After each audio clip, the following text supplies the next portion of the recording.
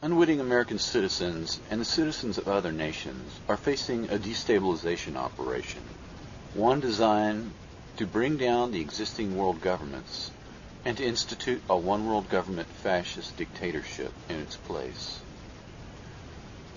Just prior to World War II, Orson Welles' radio program, The War of the Worlds, was broadcast along the eastern seaboard.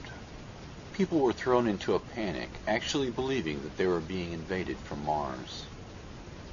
This was an accidental destabilization operation. After the war, the UFO cover story was used as a smokescreen, a psyop, to screen the development of experimental U.S. aircraft, as well as human experimental subjects being abducted from the community. These human experimental subjects were kidnapped, hypnotized, experimented upon, and then they were implanted with false memories of an alien ship and alien beings. It is a certainty that alien life exists in the universe. However, the distances are so vast, on the order of hundreds of thousands or millions of light years away, in effect too far to ever meet.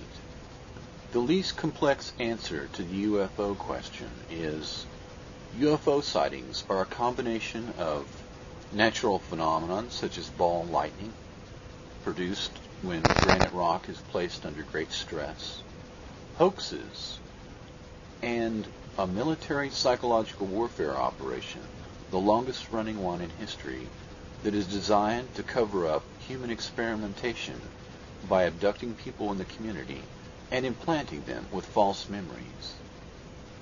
The most publicized case, one of the early ones in 1960, was that of Betty and Barney Hill. In fact, Betty and Barney Hill were targets of COINTELPRO, Counterintelligence Program. This program was aimed at domestic dissidents, infiltrating the civil rights movement, the women's rights movement, and the anti-war movement, breaking up the movement, breaking up the organizations from within, and if necessary, assassinating the leaders. COINTELPRO was merged or absorbed into MKUltra operations, so that the internal dissidents in the United States, such as Betty and Barney Hill, an interracial couple who were heavily involved in the civil rights movement. This was a COINTELPRO profile. They fit it perfectly. These two people were turned into human experimental subjects by the military intelligence operation.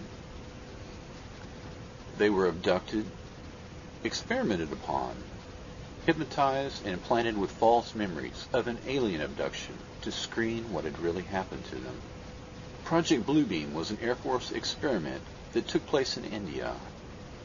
In India, a small village was nearly wiped out by an illness, and the traumatized survivors were then fooled with a giant hologram projected onto the sky in the form of a walking, talking Jesus Christ. The terrified survivors immediately converted to Christianity in order to save their lives.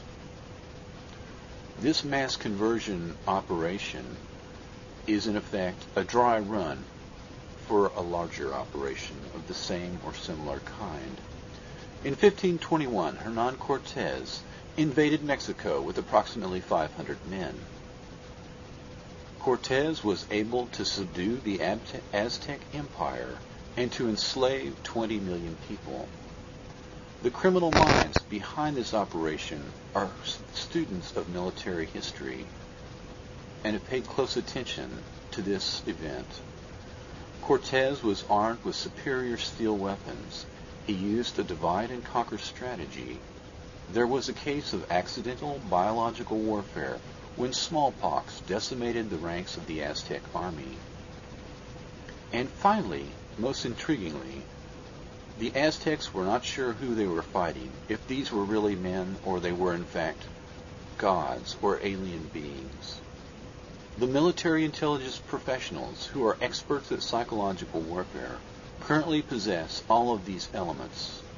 These men possess speed-of-light weapons that are able to defeat any known battlefield technology, including tanks, planes, and missiles. These men also possess chimera virus and other biological weapons for which the human population has no resistance to.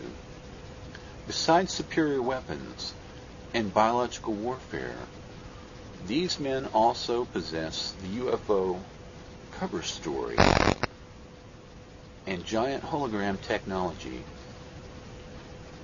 When the traumatized survivors of Earth are confronted with a giant hologram fleet of UFOs overhead, and extremely low-frequency technology signals speak to every human being simultaneously over the planet, they will capitulate. Or if they win, either way, the outcome will be the same. There will be a one-world government, in effect, a one-world fascist dictatorship controlled by these criminal minds. In order to defeat this artificial clash of civilizations, I hope that you will join me in a passive resistance campaign against these men and their terrible weapons, and together we may retain our destiny again one day in our own hands. Thank you and God bless.